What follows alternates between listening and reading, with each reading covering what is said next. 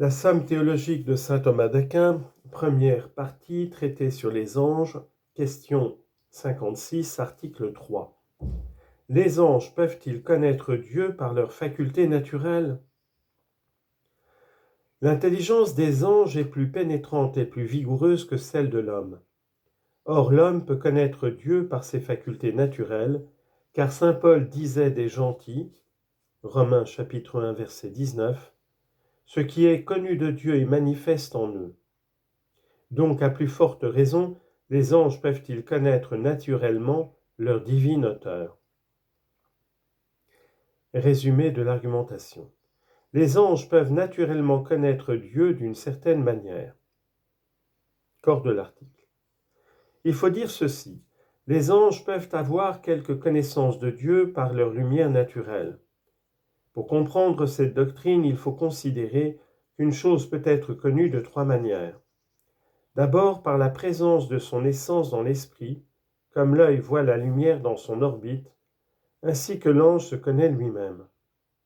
Ensuite, par la présence de sa similitude aussi dans l'intelligence, comme l'œil voit la pierre par l'image qui la représente en lui. Enfin, par la similitude reçue, non pas immédiatement de la chose connue, mais d'un autre objet qui la réfléchit. Comme nous voyons un homme dans un miroir. Or, nous avons prouvé dans une discussion précédente qu'aucune créature ne peut naturellement connaître Dieu de la première manière, par son essence. Après cela, nous connaissons dans cette vie terrestre Dieu de la troisième manière, par sa similitude qui se reflète dans les créatures, selon cette parole de saint Paul aux Romains, chapitre 1, verset 20, « Les perfections invisibles de Dieu sont devenues visibles par les choses qui ont été faites. » Et voilà pourquoi saint Paul dit que nous voyons notre divin auteur dans un miroir. Quant aux anges, ils connaissent naturellement Dieu de la deuxième manière, à l'aide d'un procédé qui tient le milieu entre le premier et le troisième. Ils le connaissent par une espèce qu'ils ont reçue de sa main charitable.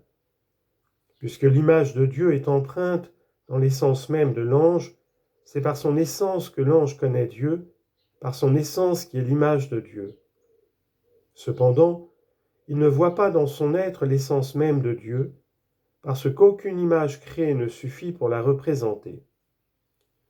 Sa connaissance se rapproche donc plus de la connaissance à travers un miroir que de la connaissance face à face, car la nature angélique est comme un miroir qui offre l'image divine. Première objection. Saint Denis dit dans les Noms divins, livre 1, chapitre 4, « Dieu est au-dessus des esprits célestes par sa vertu incompréhensible. » Et ensuite, « Et parce qu'il est au-dessus de tous les êtres, il est en dehors de toute connaissance. » Réponse. Saint Denis parle dans le passage objecté de la connaissance compréhensive. Ces paroles le montrent clairement. Or, aucune créature ne connaît Dieu compréhensivement, totalement.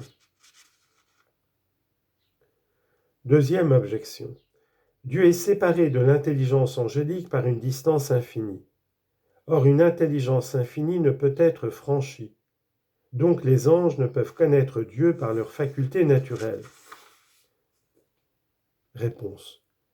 De ce que l'ange est séparé de Dieu par une distance infinie, il s'ensuit qu'il ne peut ni le comprendre, ni voir naturellement son essence, mais il ne s'ensuit pas qu'il ne puisse le connaître d'aucune manière.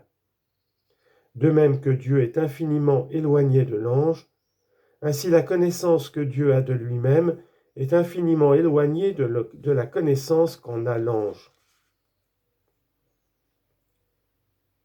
Troisième objection. Saint Paul dit, 1 Corinthiens chapitre 13, verset 12, « Nous voyons maintenant à travers un miroir et en énigme, mais alors nous verrons face à face. » D'après cette parole, on peut connaître Dieu de deux manières, d'abord par son essence face à face, ensuite par les créatures à travers un miroir. Or les anges ne peuvent connaître Dieu naturellement de la première manière, nous l'avons prouvé dans une autre occasion. Ils ne le connaissent pas non plus de la seconde, car ils ne reçoivent point son idée des choses sensibles. Saint Denis l'enseigne formellement. Donc les anges ne peuvent connaître Dieu par leurs facultés naturelles. Réponse. La connaissance que l'ange a de Dieu est entre la connaissance par essence ou face à face, et la connaissance par les créatures ou à travers un miroir. Mais elle se rapproche plus, comme nous l'avons dit, de ce dernier mode de connaissance que du premier.